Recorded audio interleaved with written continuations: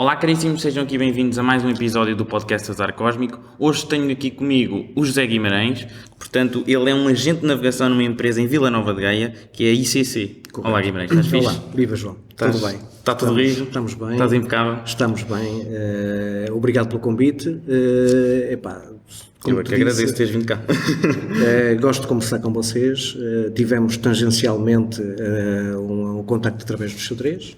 É verdade, foi aí que eu te conheci até. É verdade, e que eu tenho muito prazer em jogar, embora agora não tenha jogado com aquela frequência que gostava. De vez em quando vou navegando na net com os jogos, mas já sem grandes objetivos. Na altura ainda tinha como objetivo, aliás, a minha vida relacionada com xadrez começa muito cedo. E se calhar começámos por aí. Podemos ir ao xadrez. Eu comecei a jogar xadrez com 8 anos. E jogava na equipa da terra, que era o Leixões.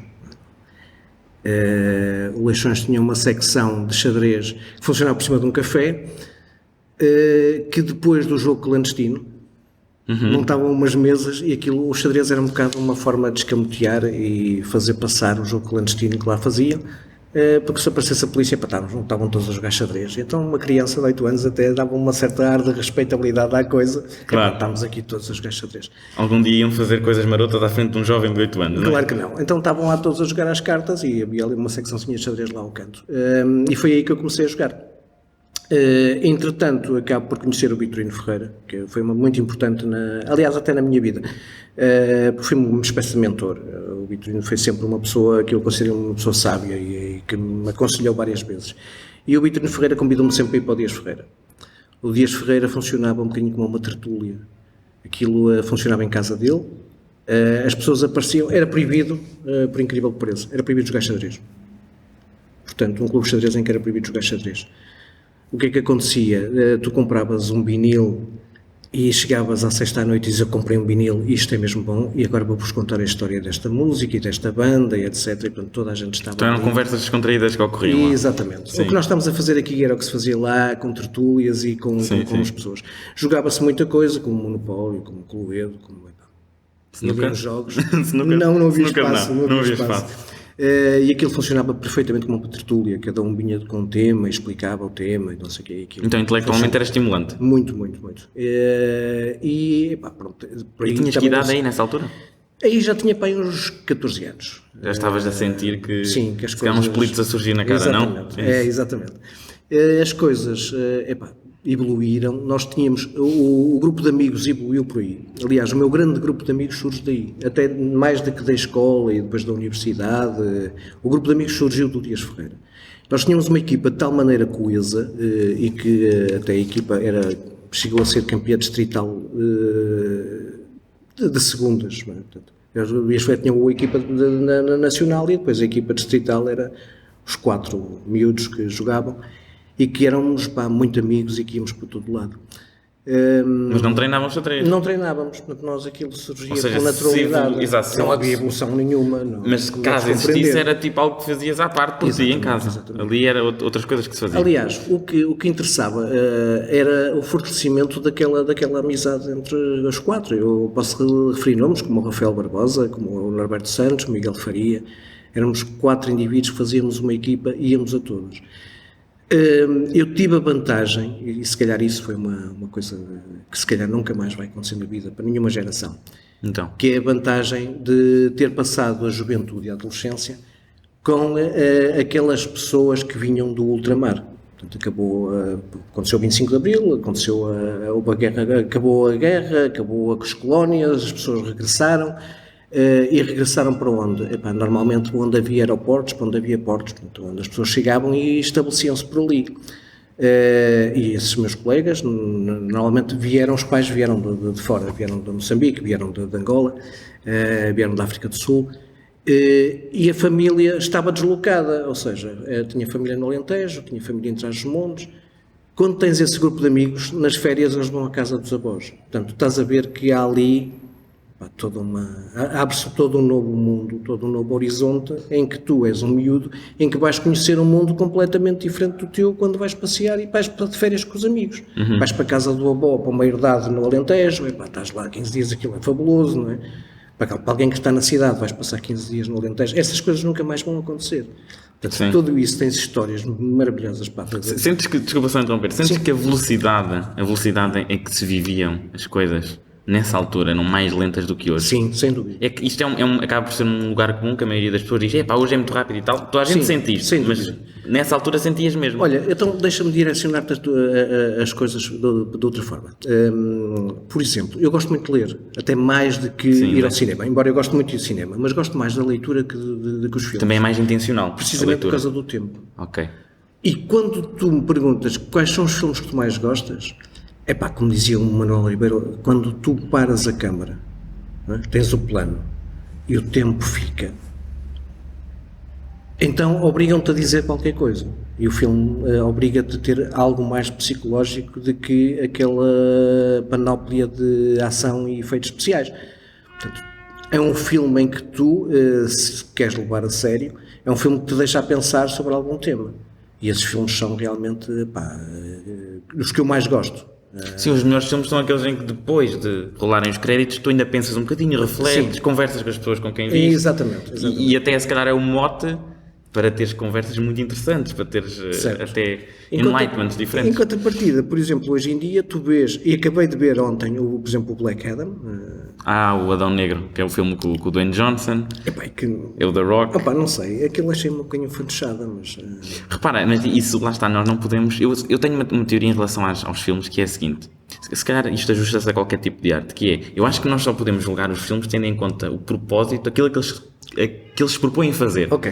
Estás a perceber? Portanto, tu queres um filme para divertir alguém. Aquilo é um filme que é claramente, tu estás com 3, 4 amigos, é para te rir um bocado, para veres que é... umas pipocas ou seja, tu não podes estar à espera de Shakespeare no parque. Estás a ver? Não, acho que é evidentemente isso. que não. Evidentemente que não. Aquilo é mesmo para veres um homem com muito músculo, que ele é muito badass. Mas, por outro lado, se tu hoje em dia vais com um grupo de amigos ver, por exemplo, um filme do Woody Allen, que eu gosto imenso, por exemplo, adoro o Manhattan do Woody Allen, se tu vais ver um filme em que a ação fica e há ali aqueles diálogos nonsense do Woody Allen, as pessoas acabam por perder um bocado o tino e dizer assim, para que é que estamos aqui a fazer?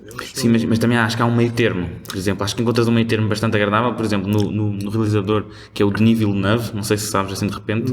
Olha, fez a sequela do Blade Runner, fez o Blade Runner 2049. Sim, eu vi, eu gostei. Pronto, esse estilo é um intermédio bastante agradável. Mas para lá, eu gostei muito do primeiro. O primeiro é bom. O Ridley Scott, para mim, foi sempre um realizador daqueles de topo. Sim, ele faz, parece que é uma espécie de exercício de tentarmos perceber ao certo qual é que é o propósito da vida, a consciência, o que é que nos faz ou não ser humanos, inteligência artificial, isso é interessante. Mas tu não achas que a sequela, o 2049, é digno? Eu acho que é muito... Repara, visualmente, a cinematografia... É o Roger Deakins que faz, que é um senhor que já está mais do que talhado. Gostei imenso do filme. Aliás, eu vi e depois voltei a ver. Porque, não, isso é muito... Já cheguei para aí 3 vezes. São filmes que... Aliás, porque toda essa temática, e se calhar é uma temática que eu gosto particularmente, faz-nos refletir um bocado, não é? O que é isto? O que é o futuro? Claro. E será que vai ser mesmo distópico? Será que não vai ser? E até que ponto a tecnologia vai estar a tomar conta das nossas vidas? Já está. E sabes que uma coisa curiosa, e depois queria voltar a este tema do Denis, mas deixa-me só dizer disso sobre a tecnologia, que é, no início, quando surgiram os telemóveis, as pessoas diziam, isto vai simplificar a vida dos colaboradores, dos trabalhadores, vai fazer com que as pessoas trabalhem menos tempo. Isso não aconteceu. Não. Depois vieram as redes sociais e disseram, isto vai simplificar a vida das pessoas, as pessoas vão coordenar-se melhor, vão ter mais tempo. Também não é isso que acontece. Olha, não. Parece-me que isto nunca vai acontecer.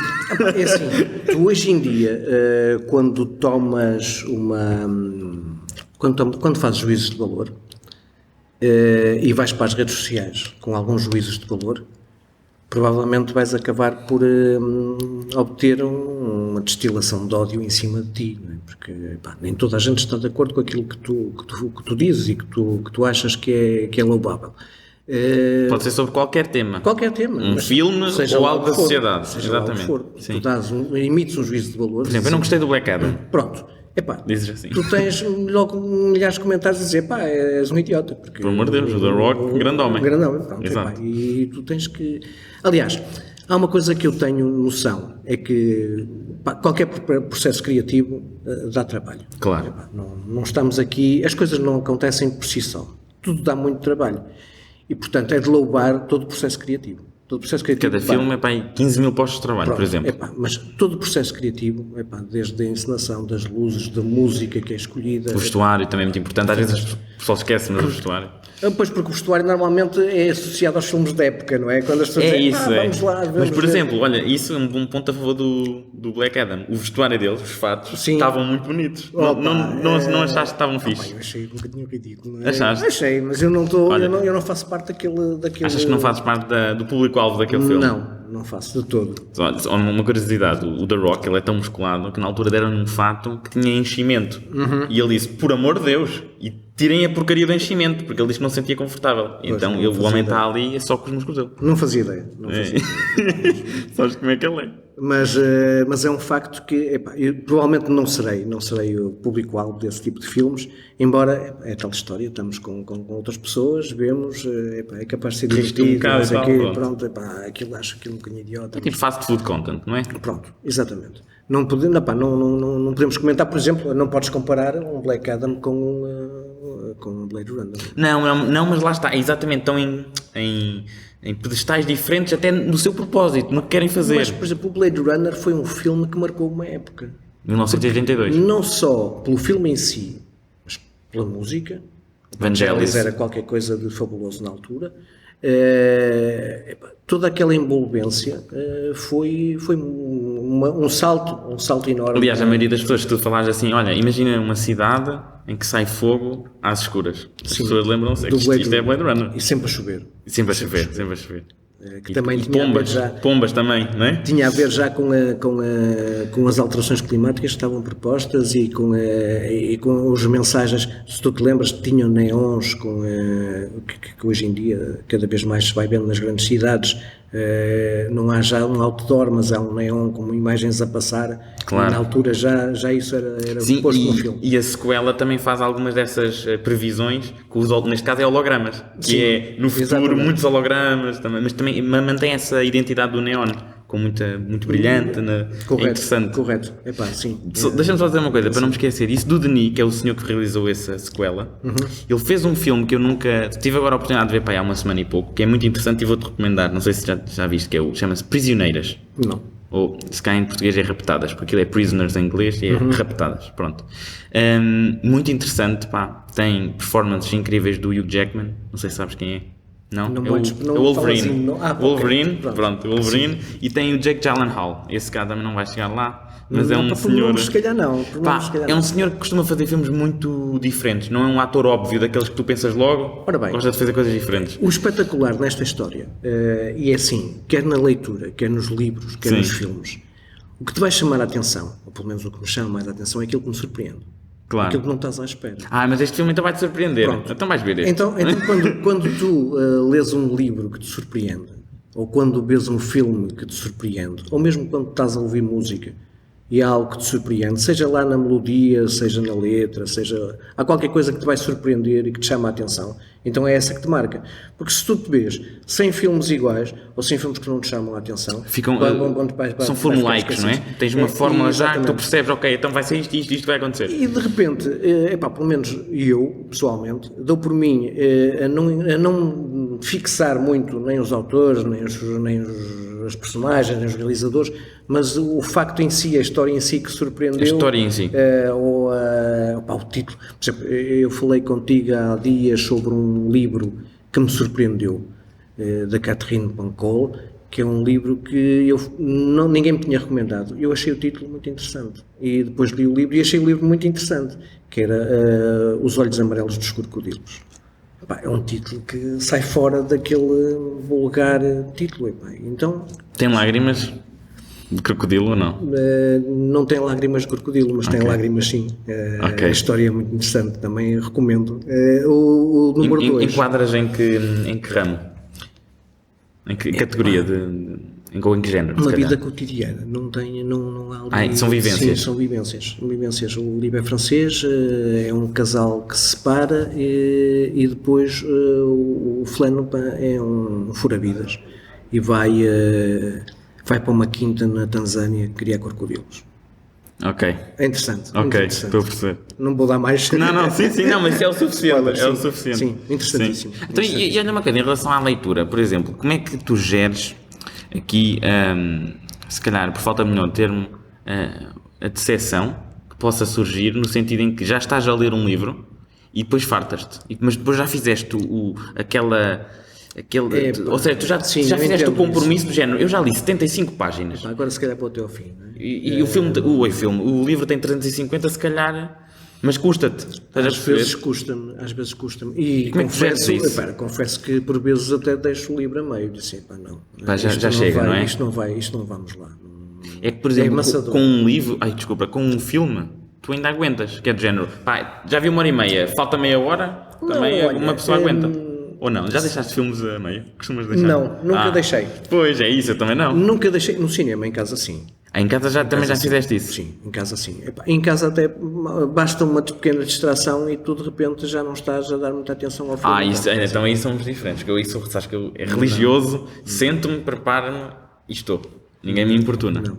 Mas lembro-me, houve uma altura em que eu trabalhava em frente ao cinema no Nálvares, no Porto. Sim. E nós muitas vezes quando saímos de trabalho íamos ao cinema. E ali perto também havia a Casa das Artes, que fazia ciclos de cinema fantásticos. E esta história é curiosa, porque houve um ciclo de cinema japonês. E houve um filme sobre a guerra Japão-China, tinha 7 horas. Tu contaste-me isso quando eu tinha pai 15 anos. Pronto, e eu fui um dos 3 pessoas que ficaram até ao final do filme, porque realmente o filme até me agradou.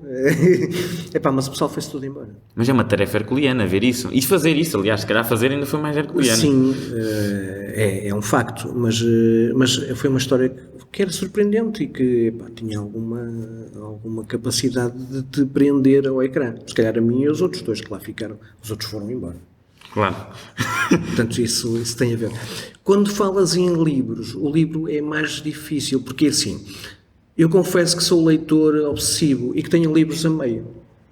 Ou seja, eu não leio um livro do princípio ao fim e ando com ele sempre. Ou seja, eu tenho, por exemplo, um livro no carro que vou lendo quando tenho tempo livre ou estou a fazer tempo para reuniões ou coisa assim. E tenho outro livro na minha cabeceira que estou normalmente a lê-lo todos os dias. Mas tenho um livro que li na praia e que era o livro de leitura na praia. E depois... Então achas que escolhes as coisas quase que temáticas para a tua situação no momento? É sim, aqueles livros que são de leitura rápida são aqueles livros que se utilizam para, enquanto está à espera do miúdo que acaba a aula na piscina, então está ali a ler, não vais ler uma coisa muito complicada nessas alturas, não é? Porque senão vais perder o teu tempo. Pois, até porque tu tens que há um momento num livro em que tu tens que entrar no livro, não é? Não é para ler 4 frases. Exatamente, é assim, eu acho que entro sempre no livro, porque quando tu lês um livro, tu estás a fazer o teu filme. Estás a construir tudo na tua cabeça. Exatamente, e estás a ver os personagens, estás a ver... E é curioso, que as descrições são úteis. E é curioso quando tu lês, por exemplo, O Senhor dos Anéis, que acho que é um livro fabuloso para a adolescência, e depois vês o filme do Senhor dos Anéis e não está... A tua construção foi completamente diferente.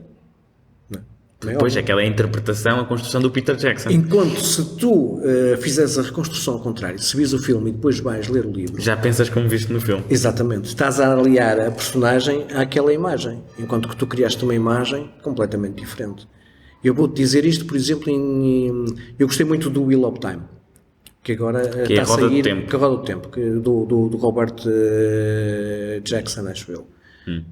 E então, é assim...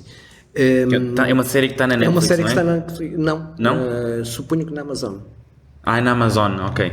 Essa não tenho. E tu tens...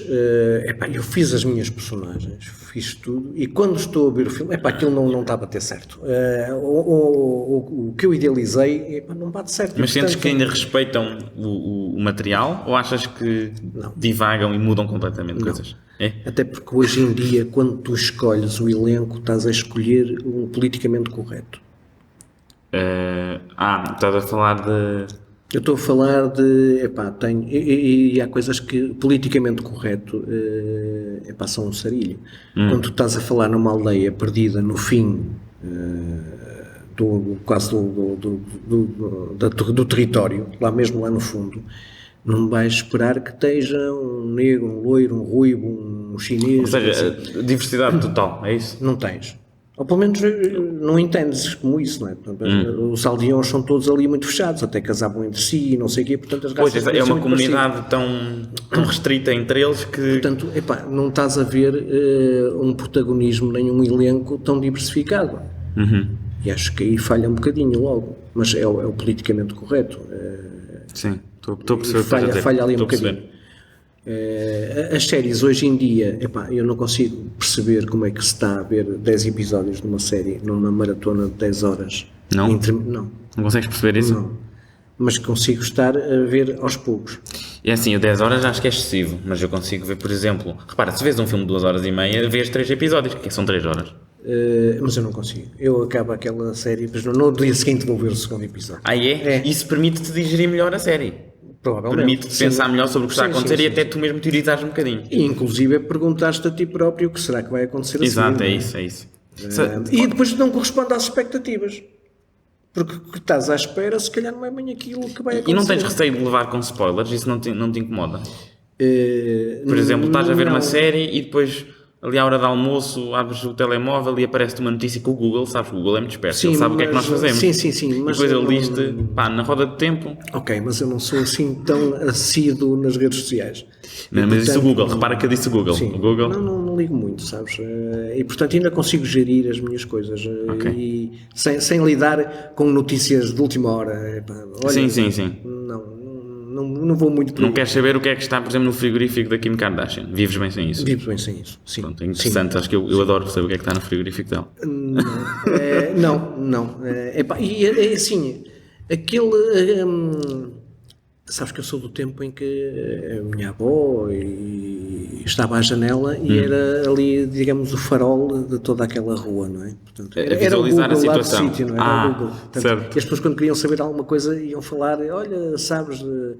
Portanto, e ela ia ao motor de busca interno? Exatamente. Portanto, isso nunca me interessou muito, quer dizer...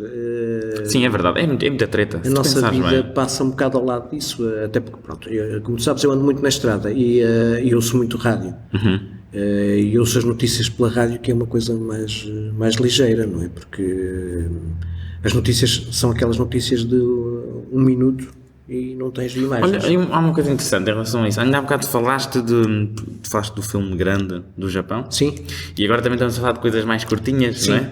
Uma coisa interessante é o seguinte, os filmes, nós habituámos-nos, repara, há 15, 20 anos, os filmes, a maioria deles tinham 1h20, 1h30. Nós agora temos filmes em que a média é 2h20, 2h30. Sim. Mas, ao mesmo tempo, a nossa capacidade de concentração está a diminuir por causa das redes sociais, enquanto espécie. E tu não achas que é um bocado paradoxal? Quer dizer, tu vais ver um filme, aguentas 2h20. Porque assim... Mas depois é TikToks 30 segundos. Exatamente. Eu acho que a geração mais nova habitua-se cada vez menos a períodos de concentração muito limitados. Se calhar estou enganado. Mais uma daquelas que... Daquelas que é no meu tempo. Aceito críticas. No meu tempo. Não, provavelmente. Mas é assim, porque é que isso acontece? Tu tens cenas de ação com efeitos especiais durante muito tempo, são muito prolongadas. Tu vês uma velocidade furiosa e tens ali cenas Sim. que... Mas tu tens o Vin Diesel a dizer que é tudo pela família, por isso ele desculpa. Pronto. Family. Ok, mas tens ali 10, 15 minutos numa cena que podia ser encurtada ali a 5, mas eles levam à exaustão aquela cena de ação, aqueles efeitos então especiais. tu estás a equiparar a cena de ação a uma cena de ei, estamos aqui. Se calhar não, para controlar as pessoas. Durante essa cena de ação, tu já perdeste um bocado a tua concentração. Olha e tal. E depois de repente acordas porque aquilo passou e não sei o que, a história volta. Eu gosto de ver filmes com ação, sabes? Mas eu reconheço, por exemplo, esse aí é mais fraquinho. Pronto. Mas, por exemplo, um John Wick, conheces? Sim. A ação desse, até acho que diria que é o coração da série. E isso não te diz nada? Não. Zero? Não. É que repara, a qualidade da ação aí é diferente. Aquilo foi mesmo feito, não é? Carros, whatever, a saltitar. Da mesma forma que eu não sou apaixonado por filmes de ação. Ok, então já é uma coisa... Eu perco-me um bocado naquilo e depois... Quando alguém levanta um punho ficas nervoso. É aquela história, quando tu lês... Imagina que tu estás a escrever. Tu imagina. E vais escrever uma cena de ação de socos durante 10 minutos. Não consegues. Eu estou a perceber. Ou seja, tu gostavas era que a ação a existir tivesse um foco na narrativa, ou seja, que ajudasse a progredir. Percebeste? Estou. Percebeste, portanto, mas ali não. Ali estica-te o filme. Estica. Ou seja, dá-te um período em que tu te podes desconcentrar. E se calhar por isso. Ou então concentras-te só na ação. E dizes, pá, olha, isto... Mas lá está, isto tem a ver com aquilo que eu disse do propósito. Tu não precisas propriamente de estar a ver quantos murros é que o fulano deu. Aliás, qual foi o filme que há dias estava a dizer que... eu vi um filme há dias em que eles estavam a contar os mortos. Foram 16, foram 17. Já sei qual é que foi. Foi o Bullet Train. Talvez. O Bullet Train. Não foi? Foi exatamente. Foi esse mesmo. Estão dois a contar, olha, eles diziam 15. Não, 19. Foi o Bullet Train. Porque eles estavam mas olha que eu gostei desse filme. Mas esse filme tem uma coisa que é, havia momentos em que eles quebravam a quarta parede, eles falavam connosco. Esse é um exemplo. Sim. Isso é muito interessante. Mas eu gostei. E era um filme que era muito, não sei dizer a expressão em inglês, autoconsciente talvez, que é self-aware. Sim. Estavam muito conscientes do que estavam a fazer. Exatamente. E divertiram-se imenso, penso eu. Eu acho que foi uma diversão. Isto é o filme mais recente do Brad Pitt. Até porque, como tu viste no fim, até parecem... acho que foi Julia Roberts que aparece no fim também. Porque eles gostam não é Julia... É que está na gravidade com o George Clooney. Agora está a me esquecer. Mas é esta. Mas aparecem pura e simplesmente para dizer, eu gosto disto. Tem de ser umas cameos. Não tem ali nenhuma... Mas tu gostas então de filmes com a narrativa que não é linear? Gostas de uma narrativa que tenha... Porque isso aí tem muitos pontos de vista. POV. Vão saltitando. Tu gostas disso? Gosto. Então, por exemplo, gostaste do filme do Interstellar? Porque a narrativa não é linear. Esse é um dos melhores filmes. Eu gosto muito desse filme. E o Inception, também gostaste? Sim, também. Pronto, esse estilo de filmes tem ação, mas tu aí sentes que a ação ajuda-te a progredir. Exatamente. Até para mostrar as regras do mundo. Faz parte da ação. Se não estivesse ali, faltava ali qualquer coisa. Correto? Enquanto a partida, por exemplo, no Velocidade Furiosa, se calhar não. Está ali a ação, mas...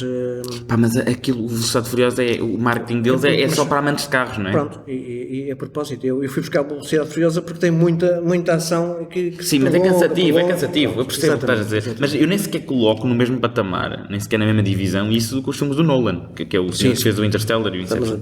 Mas atenção que é assim, eu continuo a dizer, eu não sou especialista em coisíssima nenhuma, muito menos em filmes, eu sou... É a ótica do utilizador. Eu não sei se sou especialista, mas sei que gosto muito e dedico-me um bocadinho a pensar sobre o cinema. Também gosto muito de ir ao cinema. Gosto muito de ir ao cinema. Não é só para comer as pipocas. E depois tu fazes eu sei que faço isto, não sei se tu fazes, que é, depois de terminar o filme, para além de conversar com as pessoas e tal, tu vais procurar curiosidades sobre o filme ou não? Sim. Ok. Eu faço sempre isso. Quando o filme me marca. Eu faço isso mesmo que quando eu não gosto. Não. Quando é aquele chiclete de mastigou e deita fora. Pois, lá está. Por isso é que não sabias que o Dwayne Johnson tinha utilizado aquilo. Sim, não sabia. E eu sabia, porque eu fui ver, estás a ver? Não, isso foi... também foi muito recente, mas nem sequer me dá... Não dá vontade. Não mas Inception, se calhar foste ver. A origem. Foste ver curiosidades sobre Inception. Também não. Confesso que não. Olha, vou-te dar aqui uma curiosidade, vais gostar. Então, olha, a música é da Edith Piaf, que está lá, quando eles estão a dormir, para acordarem. Então, há uma metáfora incrível no final do filme, que é, a última coisa que tu ouves é a música da Edith Piaf, que é uma metáfora de estar na altura da audiência a acordar desta experiência. Bom, não sabia. Isso é bonita. Sim. E outro também é muito engraçado, que é, o filme tem 8.888 segundos. Também não sabia. Muito fixe. O Nolan faz estas que repara, ele há de ter estado a cortar um frame especificamente para estar assim. Não sabia. Mas também aquelas coisas que passam ao lado. Mas repara, agora eu, sabendo isto, sinto-me muito, quando vou ver, acho que é incrível saber que está ali este pormenor, que o Nolan foi mais longe. Às vezes esses pormenores são incríveis. São. Acho que são fascinantes. E não é por acaso. E é por isso que o espírito criativo é qualquer coisa de fabuloso. E tu nem sempre, e é tal história, dá muito trabalho de espírito criativo e nem sempre o consumidor final se dá ao luxo de ir buscar tudo aquilo que tu lhes puseste à disposição. Claro, exatamente. E muitas vezes eles até vêm, por isso é que este tipo de filmes, 5 anos depois ainda há jornalistas a perguntarem-lhes coisas e ele comenta, dá uma opinião, Mas isso é que é interessante. Eu acho mais interessante esse tipo de filmes do que aquele filme que morreu ali, claro, sozinho em casa 2. Então estás curioso para ver por exemplo, o próximo filme do Nolan, que é do Oppenheimer, o senhor que fez a bomba atómica? Epá, eu não sou muito... Ou já não gostas de bomba atómica? Espera lá, não é propriamente a bomba atómica que gosto ou deixar de gostar. Acho que ninguém gosta. Eu sei, eu fiz uma pergunta para te picar. Aliás, eu vou-te dizer o que é que acho. Desculpa, eu nem gosto de emitir juízos de valor, mas desta vez vai ter que ser. Os Estados Unidos foram os primeiros a utilizar a bomba atómica e viram que a coisa não foi feliz, mas repetiram. Pois.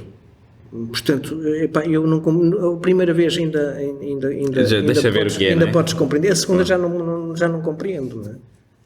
Portanto, agora, isto foi um parênteses, não é? Mas o que é que eu ia dizer? Eu não gosto muito de filmes em que é uma história verídica ou é uma história real. Preferes escapar, o fantástico. Precisamente porque não me vai surpreender.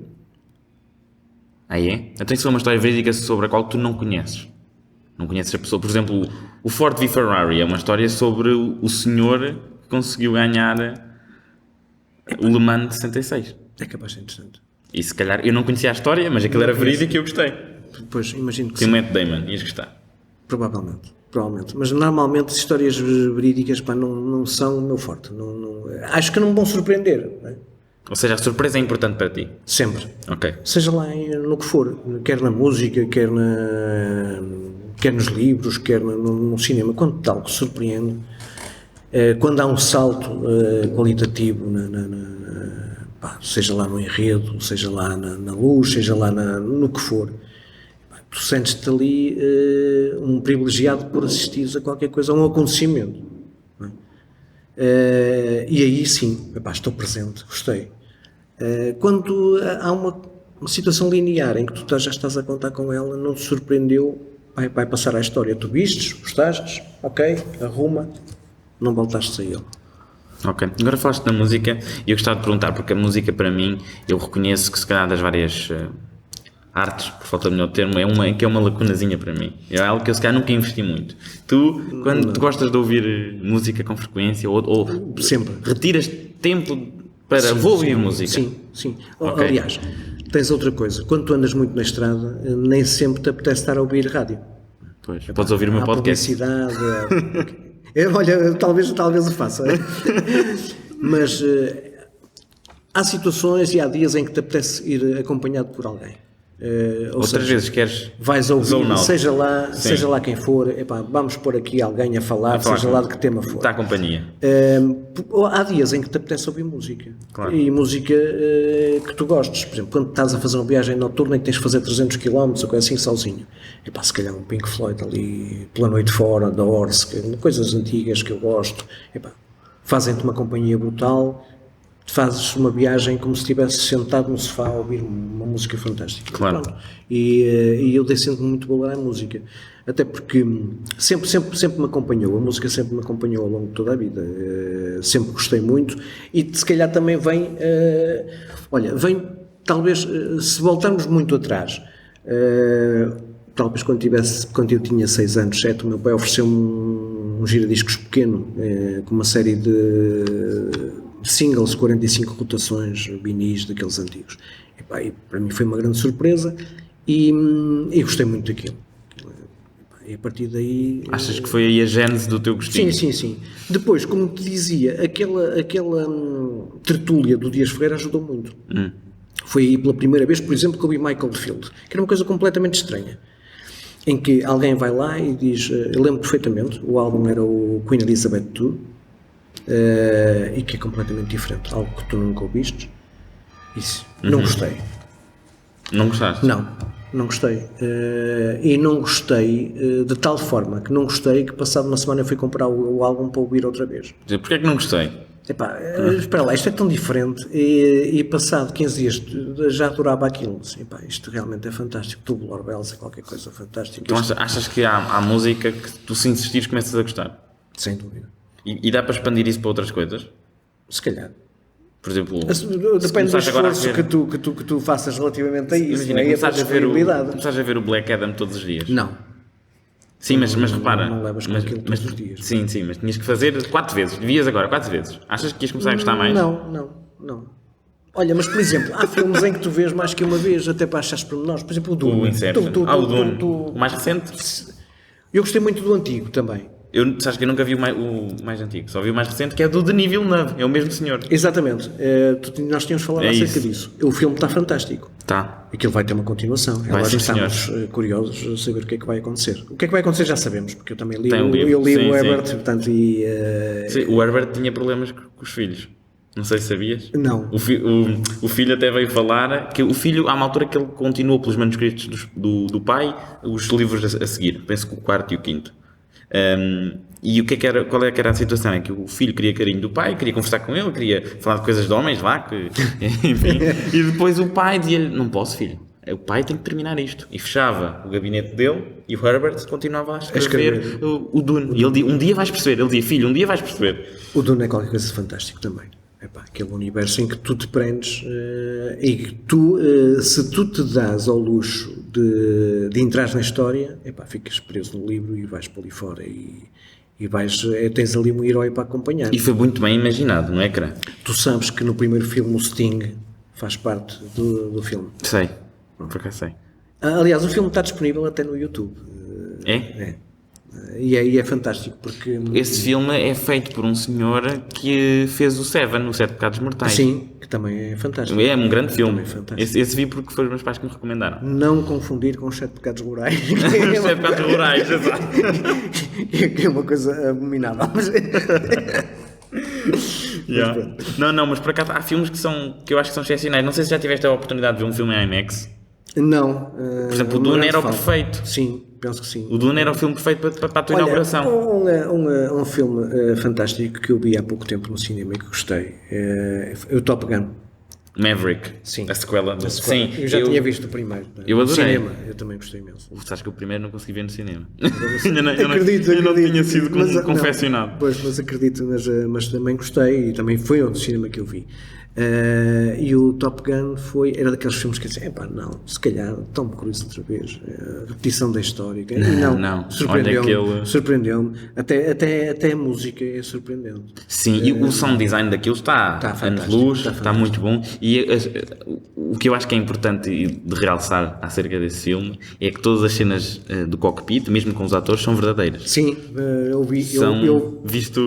Vi. Visto uma espécie de mini documentário que eles estavam a contar. Sim, confesso que sim. Eu acho que é incrível. Eles estarem lá, portanto, a pilotar os aviões, com as câmaras à frente, a ajustar as coisas, acho que é fascinante. Mas o filme é fantástico. E aquela imagem que tu tens, tipo, mesmo, portanto, um shot em que vai do cockpit às asas, em que preenche a frame toda. Assim. Tu és sugado para o ecrã. É incrível, porque assim, esse filme tem muita ação. Tem, mas essa ajuda a narrativa, é aquilo que estamos a falar, não é? Exatamente. Até quando aparece o Tom Cruise a fazer o percurso, sim. Isso é algo para lhes mostrar, ou seja, faz todo sentido. É isso que estás. Se não tinha ali, faz falta. E tu acompanhas a ação. Quer dizer, não está ali a mais. E não se prolonga assim muito no tempo. Aquilo é bem cortado. Ou seja, eles são conscientes daquilo que tem que ser e eles batem bem nas beats, nas coisas. Sim, é editado sim. Com uma edição forte. Certo. Gostei imenso. Tu gostas no geral dos filmes de Tom Cruise? Eu gosto muito da sua dedicação. Gosto. Todos os filmes dele têm um certo carimbo que é de género. O homem vai mais além do que é necessário. Gosto. Não posso dizer que é a minha personagem preferida, mas... É um ator? Sim, um ator. Eu estava a pensar na Missão Impossível. A Missão Impossível. A Missão Impossível é um dos poucos franchises em que o filme que vem é melhor que o anterior. E eu gosto. Eu acho muito... E esse gostas. Porque sim, curiosamente estás-me a levar a confessar coisas que eu... Que não querias. E ele tipo lá assim não devia dizer isto. Não, mas olha que eu gosto muito também. Também é um facto que sim. Só o facto de ele estar... Ele pensa primeiro, antes de escrever a história, ele pensa, ok, eu quero fazer estas 3 loucuras. Quero saltar deste avião, quero subir ao Burj Khalifa e quero estar 5 minutos sem respirar. E depois ele escreve a história. Eu disse aqui coisas de vários filmes, não é só de um. Sim. Mas é incrível. E depois é assim, tem uma história. Há ali uma narrativa. AMF, não é só por si, não há ali... Que já agora vai terminar, vai sair o 7º, depois sai o 8º e ele tranca aí a saga dele. Não sabia. Já saiu o trailer do 7º. Sim, isso eu vi. Agora tu já estás mais além. Já estou mais além, então é como o Buzz Lightyear, não é? Não, mas o Tom Cruise, acho que é fascinante. Ele... Dentro dos filmes de ação, é pá, sim. Sabias que ele, portanto, vai ser a primeira pessoa que já assinou para fazer um filme no espaço, genuinamente no espaço. Ele vai ao espaço, grava um filme e depois regressa. Sabias disso? Mas isso faz sentido? Isso é outra história, se estou-te a perguntar se sabias. Não sabia. Imagina, mas não sabia, nem acho que faça muito sentido. Isto foi feito em 2019, para um mesinho antes da pandemia explodir. Em 2019, para aí, sei lá, de novembro, antes disto começar a falar sobre isso, ele assinou, na altura, até acho que foi com o Elon Musk, ia ser um parceiro. Bom. Ia ser um parceiro a nível produtor, mandar as coisas para lá, ia ser com a SpaceX, pronto. Entretanto, já passou estes anos todos, voltaram a falar sobre isso, e ele diz que ainda está de pé, mas não é algo que ele vai fazer amanhã. Deve ser para aí daqui a 2 ou 3 anos. É o primeiro filme gravado no espaço. Eu não sei. Eu espero que o Tom Cruise não fique lá. Acho que eu gosto, eu espero que ele venha. E que faça mais muitos filmes. Olha, uma curiosidade em relação ao Tom Cruise, só para encerrar o assunto do Tom, porque isto não é patrocinado por ele. Sim. Mas acho que isto é interessante, que é, em todos os filmes dele, e tu vais agora reparar, ele corre. Sim. Mas corre sempre. Não é correr, tipo, nem que seja 20 segundos. O homem tem de correr. E parece-me que ele gosta mesmo daquilo. Adora correr. Gosta de fazer, não utiliza duplas. Até no filme exatamente, até no filme da Múmia, ele é um filme que não é nada por aí além, esse é um dos mais fraquitos que ele tem, mas mesmo no filme da Múmia, ele disse, não, temos que fazer aquilo, tem uma cena dele a correr, vai a subir num avião que eles explodem, não sei o quê. Sim. Mas é engraçado. É engraçado. É engraçado. Não vai assim. Pronto, vamos por aí. Então, mudando drasticamente de assunto, porque eu acho que não podia deixar de fazer esta pergunta. Vamos lá. Que é o seguinte: o que é que faz ao certo um agente de navegação? Eu ia começar por aqui, mas depois nós fomos a campeões. Fugimos. Eu esta não posso deixar passar, estás a ver? O que é que faz um agente de navegação? Um agente de navegação é assim: os armadores têm navios. Nós temos portos em que as cargas são exportadas e importadas, e os navios vêm trazer e levar cargas, porque tu, quando tens um navio, pões à disposição de alguém que te contrata para fazer uma carga, e quando chegas a um porto que não vais conhecer, que não, utilizes um agente de navegação para te apoiar em tudo que seja preciso. Ou seja, nós vamos apoiar o armador em tudo aquilo que o navio precisa, desde uma mudança de tripulação, de um fulano que precisa de ir ao médico, Então tu tratas da parte da logística? Do navio, de toda a logística do navio, sim. Mas não... E da descarga. Mas não entras no navio a campeão e levas o navio para onde queres? Não, embora que quando o navio chega somos nós, a primeira cara que o comandante vê somos nós. E tu fazes uma continência? Não. Oh. Hoje em dia as coisas são muito simples. Aliás, mas também não fazes incontinência, que isso não é pior. Não, tu quando chegas ao navio já falaste com eles montanhas de vezes, portanto já disseste tudo aquilo que ele precisa, e ele sabe tudo aquilo que precisa, e tu sabes aquilo que ele precisa, e portanto estás ali a fazer pontes entre os fornecedores. E sentiste que com a pandemia, portanto quando existiu a pandemia, sentiste que houve uma mudança no teu trabalho, no modo como as coisas aconteciam? Radical, porque tu pura e simplesmente deixaste de aparecer. Ou seja... Cortaram o intermediário? Não, era tudo feito por e-mail. Mais chato? É mais, sim. Porque tu, quando andas no mar e quando chegas a um porto, queres ver alguém, queres contar uma história. E nós somos os receptores. Chegas e ele vai-te fazer uma festa e vai-te contar as histórias, se teve mau tempo, se não teve mau tempo, o que é que aconteceu, o que é que não aconteceu. Como deves compreender, eu estou nisto já há 30 anos, tem histórias do Arco da Velha. Claro. Tudo e mais alguma coisa. Alguma digna de contar aqui? Há muitas. Por exemplo, de coisas mais graves. Sim. Por exemplo, de chegar a alguém que faleceu durante a viagem, não é? E que tu tens que tratar de todas as formalidades para que o corpo vá para a família, não é? Imagina quem nas Filipinas ou coisa assim. Tu chegas aqui... e tens toda uma burocracia e tens uma tripulação em luto. Essa foi uma coisa muito engraçada, e é uma história muito engraçada, embora engraçada, entre aspas. Entre aspas, curiosa, não é? Curiosa porque o comandante, a primeira coisa que me pediu foi se fazíamos uma missa a bordo. Se arranjávamos um padre para fazer uma missa. E eu falei com o padre da freguesia. Fala um bocadinho mais alto, senão depois o microfone não cabe. Falei com o padre e o padre disse que sim, senhora, se disponibilizava a isso. Sim. Fomos para bordo, é lógico que o padre não falava inglês, portanto ele falava em português e eu fazia a tradução, e a reação dos receptores da tripulação era quando eu falava. Portanto, eu sentia-me verdadeiramente que era eu o padre. A conduzir, eras tu a conduzir a missa. Coisa que, é aquelas histórias curiosas. Claro. Tive muitas histórias com clandestinos, coisas mais graves, que vinham completamente desidratados, com graves problemas, e que chegavam aqui, eram presos, ou então nem saíam de bordo, eram mantidos em bordo até o navio fazer a viagem para lá e deixá-los outra vez em África.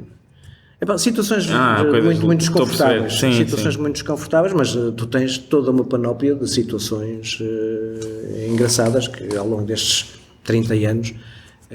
Sempre na mesma zona? Ou foste mudando? Apesar de ser a mesma profissão? Não, eu fiz os portos todos e continuo a fazê-los. Eu faço desde Viana do Castelo até Setúbal.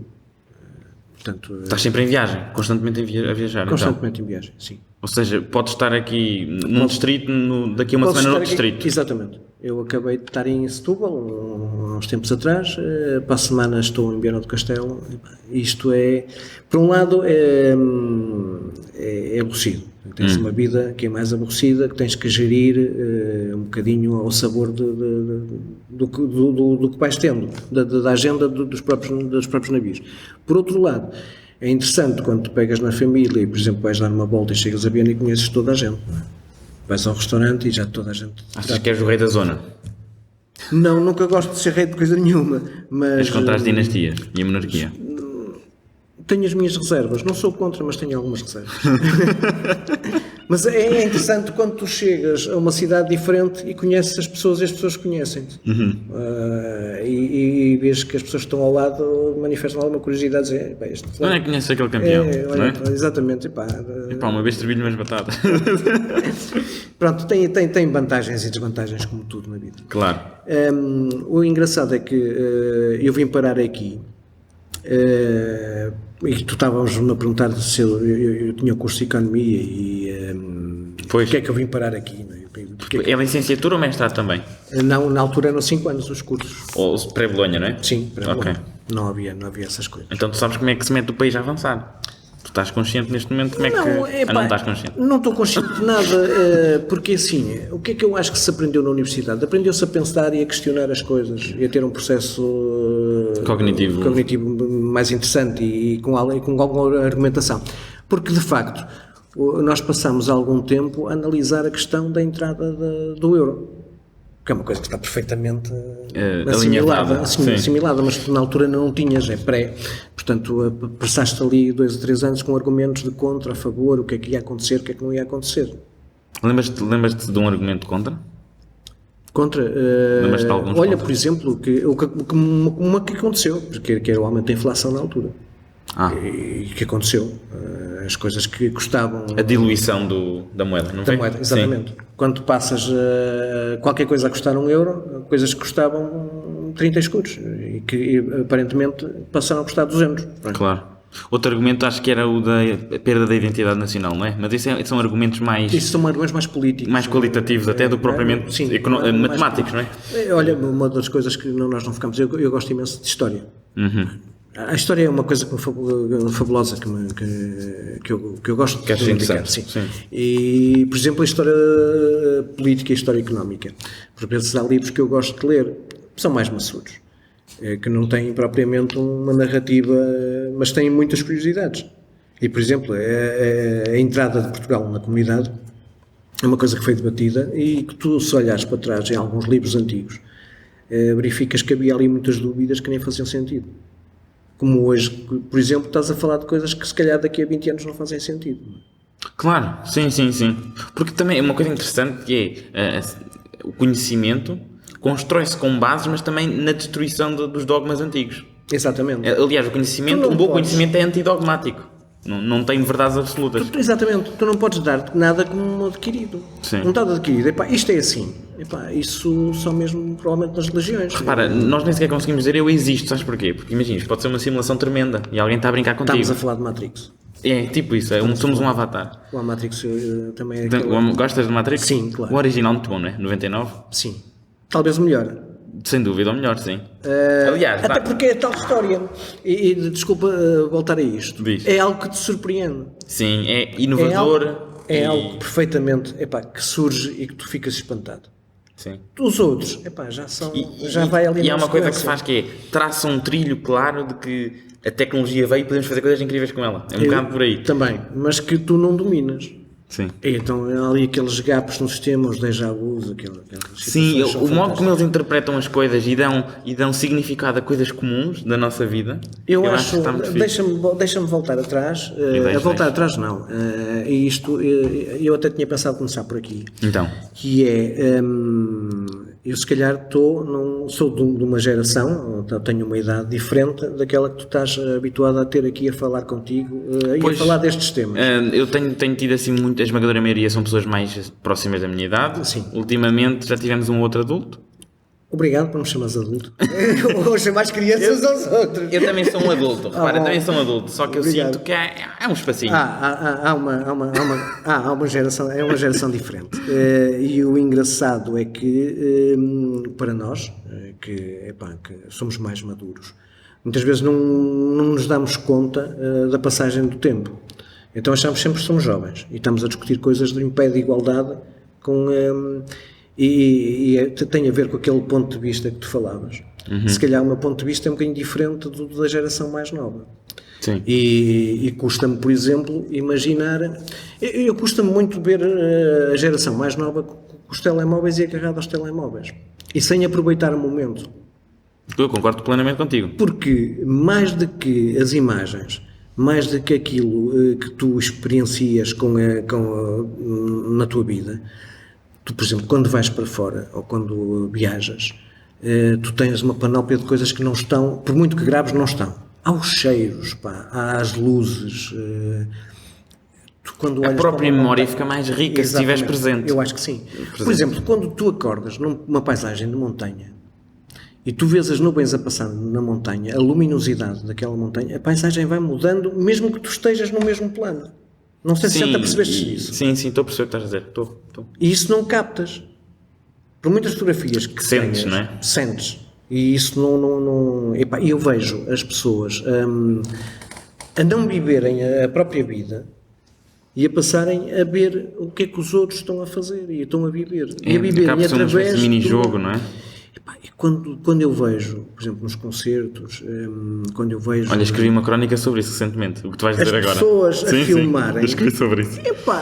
Eu fico um bocadinho atónito, porque as pessoas não estão a aproveitar. Porque é para depois verem as imagens. Se calhar já não vais ver mais. Pois não. Aquilo é muito efêmero, é mais do género, vejam que eu também estive aqui. Não. Eu também estive aqui. Experiencia a coisa. Não, mas eu estive aqui, é uma questão de status. Eu também estive aqui. Estás a ver, aproveita, emerge na coisa e tira partido dela. Em relação a isso dos jovens com telemóveis, há uma coisa que a mim incomoda um bocadinho, que é, e ainda bem que os meus pais me deram um telemóvel muito tarde, e também ainda bem que eu só tive redes sociais muito tarde, só no 12º é que eu enverdei por aqui, que há uma coisa interessante, que isso fez com que eu, enquanto as outras pessoas se refugiavam um bocadinho no telemóvel, como eu não tinha o telemóvel para me entreter, como é que eu me entretia? Ia conhecendo pessoas, falava com as pessoas, tirava-as do telemóvel quase, dizia olá e começávamos a conversar. Sim. Porque hoje em dia eu olho, e isto também é o meu momento no meu tempo, não é? Eu olho e vejo, por exemplo, 4, 5 pessoas, e estão as 4, 5, são amigos, estão a conversar, mas estão a conversar com outras pessoas que nem estão ali. Exatamente. E eu acho estranho, percebes? Parece que se perde o contacto. Olha, uma das coisas que a internet trouxe foi que aproxima as pessoas... Os distantes. Os distantes que têm em comum o mesmo ponto de vista. Porque tu, se calhar, tu podes perceber de física nuclear e estares a falar com 10 gajos sobre física nuclear de todo o mundo.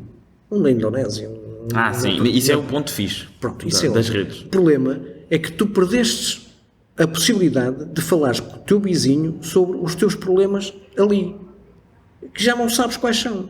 Porque tu só falas daquilo, tu estás realmente especializado naquilo. Ou seja, achas é que o que as redes estão a fazer é aumentar as câmaras de eco da sociedade? Ou seja, as pessoas ficam envoltas na sua... Assim, numa cápsula sobre aquele tema. Então faz reverberação sempre as mesmas opiniões. E se calhar tu hoje em dia apanhas fulanos que dizem que a Terra é plana e pois todos eles acham que olha, sim. uma coisa incrível, quando eu estive em Engenharia Física, lá, eu combinei com 2 amigos e entramos num grupo chamado Terraplanistas do Brasil, e entramos, e o nosso primeiro post foi a dizer que estávamos em Engenharia Física, aqui em Aveiro, mas que estávamos infiltrados. Nós estávamos a tentar convencer os nossos professores de que aquilo é plano, mas estávamos a tentar. Depois, na altura, tivemos para aí 100 e tal likes nesse post do grupo, deles todos a darem-nos os parabéns, a dizer que este movimento também só passava se conseguíssemos ter jovens fortes a passar a mensagem na faculdade. E eu ainda lá estou no grupo, porque eu gosto... Ou seja, não passo muito tempo, mas gosto de ver a loucura. Até que ponto é que vai a loucura das pessoas, estás a ver? Eu por vezes acho coisas... Olha, hoje antes de vir para aqui, estava a ler uma revista em que dizia que houve uma empresa japonesa que fez um roçado sem sabor. Então qual é o interesse? Não sei. Pois. Lembrei-me agora de uma aplicação. O pessoal que anda viciado em fumar, gosta supostamente de ter coisas na boca, pode trocar por isso, não é? Não é uma coisa que se diz. Quem vicia em fumar precisa de fazer algo. Não? Eu sou uma experiência. Eu sou... Tu és fumador? Não, mas fui. Mas foste. Mas fui. E então não metias nada na boca? Não, e deixei de um dia para o outro. É uma força de vontade, então? Exatamente. Não vou mais, já acabou. Não vou mais. Não pode ser por efeito de redução, não. Tem que ser mesmo. Não, a partir de hoje, não. E foi assim no teu caso? Sim. E não foi uma excelente decisão? Sim, excelente. Não é por aí. Ganhaste qualidade de vida? Sim. Respiras melhor? Respiro melhor, vou ao ginásio. Vais ao ginásio. O The Rock vai-te substituir agora? Não, de maneira alguma. Até porque, é assim, a história... Eu sempre fui muito lúdico, eu gostei muito sempre de jogar, seja lá o que for. Sim. Mas... E isto vai voltar aos xadrez. Isto tem a ver com... Eu sempre joguei para fazer amigos, para juntar pessoas. E não para ganhar. Ganhar não era assim uma coisa muito... Não é o objetivo principal. O objetivo principal é conviver, é conhecer as pessoas, fazer amizades, saber o que é que elas pretendem, o que é que... E a maior parte do pessoal que joga xadrez é um bocado por aí. Aliás, tu vês montanhas de gente, isso chama-te da minha idade, que estão ali, que vão aos campeonatos nacionais ou distritais, e estão ali... não vão ganhar, já sabem que não vão ganhar. A maior parte do pessoal não liga nenhuma àquilo, vão lá pelo almoço. Sim. E também há uma particularidade que o xadrez tem, que acho que é muito interessante em relação aos outros desportos, que é, quando tu consegues perfeitamente uma pessoa de 10 anos estar a interagir com uma pessoa de 60. Sim, isso na boa. Isso é muito Agora no futebol já não acontece. Não, quase nenhum desporto. Sim, e isso é muito importante.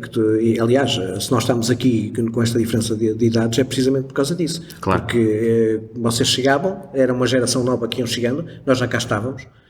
E sempre recebemos de braços abertos.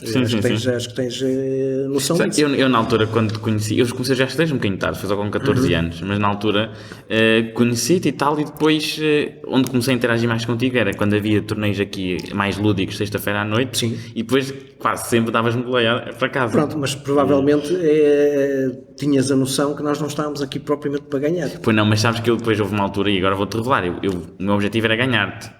Porque houve uma altura que no início começavas tu a ganhar. Sim. E eu tenho que ganhar aquele senhor. Eu tenho que ganhar aquele senhor. E depois comecei a conseguir. Houve lá uma altura que depois consegui a primeira vez. Agora tenho que manter este status. Depois voltei a perder, empatada. Mas depois comecei a conseguir com frequência ganhar. E eu, este já está. Agora vais passar para outro. Não, mas é giro, tipo, esta evolução também é uma métrica que tu percebeste que estás a evoluir. Sim. Olha, um adversário ganhava-me sempre, agora já consigo estar ao nível. Sim, isso acontece e vai acontecendo ao longo da vida, não é? Sim. Aliás, especialmente vocês que chegavam e que tinham um outro objetivo, outro objetivo, e eram mais focados e não sei o quê. Nós compre-nos a nós também apoiarmos nesta jornada, sim, neste caminho e dizer, nós não vamos lá, mas vão vocês, não é? Sim. Aliás, tu notaste isto quer em mim, quer no António. O António menos, que o António até nem jogava, e quando jogava já sabíamos que ele também não ia lá para ganhar, mas que dávamos todo o apoio para vocês. Vamos tentar meter esta malta ali. Sim. Não, aliás, é uma coisa que foi fascinante, que isso é verdade. Eu, quando cheguei aqui, eu fui muito bem acolhido. Já disse isto também no outro podcast. Cheguei aqui e, sei lá, em pouco menos de um mês, parecia que já estava aqui desde o início. Sim.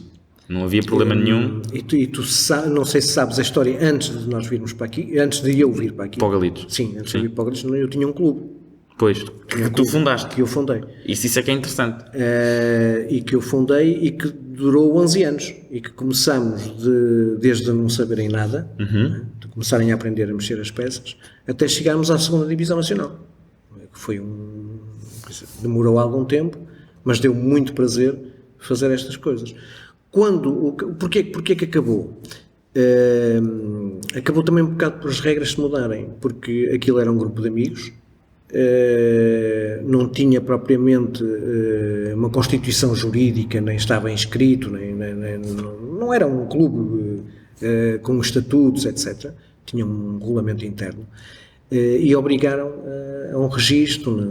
A IPJ começou a obrigar os clubes a terem registros, a terem que cumprir uma série de normas que nós não tínhamos hipótese de o fazer.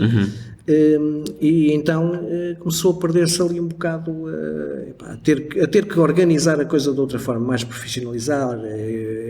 Depois mudámos de nome para NES, não é? Jogámos um ano com o nome do clube de futebol lá da terra, e depois houve uma mudança política na junta e deixámos de ter apoios. E foi aí que surgiu a ideia de juntar. Sim, eu lembro perfeitamente que na altura até foi num torneio, estávamos a fazer o campeonato nacional, fomos a Montemoro Velho, e eu, que estava de fora, falei com o António, disse: não queres juntar aí o pessoal todo, nós não queremos manter, nós vamos... Eu já cá estava. Já estavas aqui. Já estava cá. E nós viemos pois houve uma vez que eu estava tranquilo a vir numa sexta à noite e de repente, tanta malta nova, não conheço. Tem uns 5 ou 6. Exatamente. E nós na altura éramos 12. O clube cresceu muito também com alguns apoios de pessoas que levaram alguma gente para o clube, nomeadamente o Francisco Castro também foi uma pessoa muito importante, porque levou o pessoal da universidade para lá. A gasolina e o gasóleo estavam bem mais baratos, não havia portagens, portanto havia uns torneios à quinta-feira à noite em que havia muita gente que vinha do Porto, do Motoclube do Porto, do Dias Ferreira, e portanto os torneios à quinta-feira chegavam a ter 30, 35 pessoas. O que era, um número bastante considerável, sim. O que era fantástico, não é? Uma quinta-feira à noite, ali nas Gafanhas, um torneio de xadrez com 35 pessoas, era qualquer coisa que hoje em dia não consegues fazer. E a coisa cresceu, acho que foi um bom período a nível xadrezístico para todos nós. Tenho pena de alguns que ficaram pelo caminho, nomeadamente a Nídia Rival, que era uma promessa do xadrez e que deixou. Ficou o irmão. O Nelson, que ainda aqui joga. Joga, sim. E bem. E eu que gostava de jogar mais, mas que não tenho. Não, mas agora vais. Eu estou a sentir que vais regressar. Que vou regressar. Acho que este é o mote, convidei-te para aqui, estou infiltrado. Sim, que é para eu regressar. Eu sinto que se tivesse algum tempo disponível cá estaria, mas vou tentar. Olha, Guimarães, a conversa está incrível, mas como eu sei que tens um compromisso, vou-te fazer aquela pergunta clássica e derradeira, se me permites. Permites-me fazer? Claro, com certeza. Então, olha, quero-te perguntar qual é que é o teu azar cósmico. Enquanto tu pensas, vou só explicar ao pessoal que se calhar está a ouvir isto pela primeira vez. Portanto, um azar cósmico é efetivamente um acontecimento que é muito difícil de acontecer, mas que de facto aconteceu. Ou seja, não precisa ser mau, não precisa ser bom, é qualquer coisa que tem uma tremenda impossibilidade associada, mas que acontece. Vem da expressão inglesa cosmic fluke. Portanto, José Guimarães, qual é que é o teu azar cósmico? Olha, tu quando me falaste nisso, deixaste-me a pensar durante algum tempo o que é que eu iria contar aqui nesta altura. Então vou contar uma história muito curiosa que me aconteceu em férias, talvez no final dos anos 80, em que eu estava a passar férias em San Sebastián, Donostia, que é onde? Em Basco, no País Basco. Ok. E vinha da praia com a minha mochila e fui ao café. E fui ao café, estava a dar qualquer coisa interessante na televisão e eu pusei a mochila, não me lembro se bebia uma cerveja ou se bebia uma cidra, uma coisa assim, que as cidras lá também são boas. E saí, paguei, saí. Quando vinha a chegar ao hotel, o porteiro do hotel disse-me, então, roubaram-te a mochila? Disse, é bolas. Deixei a mochila no café. Vou para trás. Quando vou para trás, o que é que acontece? O café já está fechado, as pessoas estão a gritar qualquer coisa em basco e a polícia chega e atira-me ao chão. Estou a perceber. E prende-me, por isso simplesmente. E então bateram-me, não é? Antes de perguntar seja lá o que for, e tu não sabes o que é que se está a passar. Depois não compreendes a língua. Apesar de ser em Espanha, eles falam basco, não é? Eles falam basco, não entendes. Ok. Por exemplo, a polícia é de Sancha, não tem muito a ver. Então eu digo o que é que se está a passar, eu deixei só a minha mochila ali. Então depois explicaram que era o comportamento da ETA militar na altura, que era entrar em algum sítio, deixar uma mochila, ir embora e depois explodia uma bomba e estou a perceber, ou seja, já era algo sim. Que era um procedimento habitual da ETA militar, e tu não fazes ideia. E então dizes, não, desculpa, eu tenho a minha mochila e tenho a minha câmara fotográfica lá na mochila, eu vou lá buscá-la, se não se importam. Os gajos deixam-me ir sozinho, não é? Eu tiro a mochila, abro a mochila, beijo, então depois pedem-me desculpa, explicam-me então que o procedimento era assim, e tu, quando estás sozinho, pensas assim, imagina que isto podia ter corrido mal. Imagina que, por exemplo, alguém tinha posto uma bomba lá perto ou coisa assim. E quando tu estás a ir lá... E eu sou o gajo que sou identificado. Pois é, sim. Isto podia ser um azar cósmico. E não é, pois é. Então, ou seja, vou supor que foi, se calhar, a primeira e única vez que uma polícia, uma autoridade saltou para cima de ti. Sim, espero que tenha sido a última. Então, mas nesse momento sentiste-te... Deve ter sido uma adrenalina, não? No meio daquela confusão. Tu não sabes o que é que está acontecendo. Nem processaste? Não processas. Tu achas que há qualquer coisa ali de errado, não percebeste bem o quê, mas está toda a gente a apontar para ti, tu olhas para ti e vês se há alguma coisa que esteja... O que é que se passa? O que é que eu tenho na minha cara? Exatamente, mas não estás a perceber o que é que se está a passar. Pois é, realmente. Isso é daquelas coisas que te deixam a pensar, e se isto corria mal? Exato. Foi antes de 2000? Ou... Foi nos anos 80. Anos 80? Foi nos anos 80. Ok. Já foi há uns anos, eu era um miúdo. Inconsciente. Olha, Guimarães, gostei muito, sério. O prazer foi meu. Não falámos de metade das coisas que eu pensei falar. Pois não, sabes que dava para ir para mais uma hora. Sim, acho que podíamos falar. Um dia podes voltar cá. Ok. Se tu aceitares, fica chamo-te cá. Fica combinado. Olha, quero-te agradecer também a quem esteve aqui a assistir. Eu escrevo Crónicas do Humor, tenho aqui o podcast que sai quinzenalmente. Vou estando assim ativo pelas redes sociais, se quiserem espreitar, tenho links lá em baixo. Portanto, olhem, acho que é isso. Portem-se bem, grande abraço. Tchauzinho. Desculpem, antes de terminar, agradecer também aqui ao Galitos, acho que é importante, eles dão um espaço e faz sentido eu agradecer. Agora sim, portem-se bem, tchauzinho.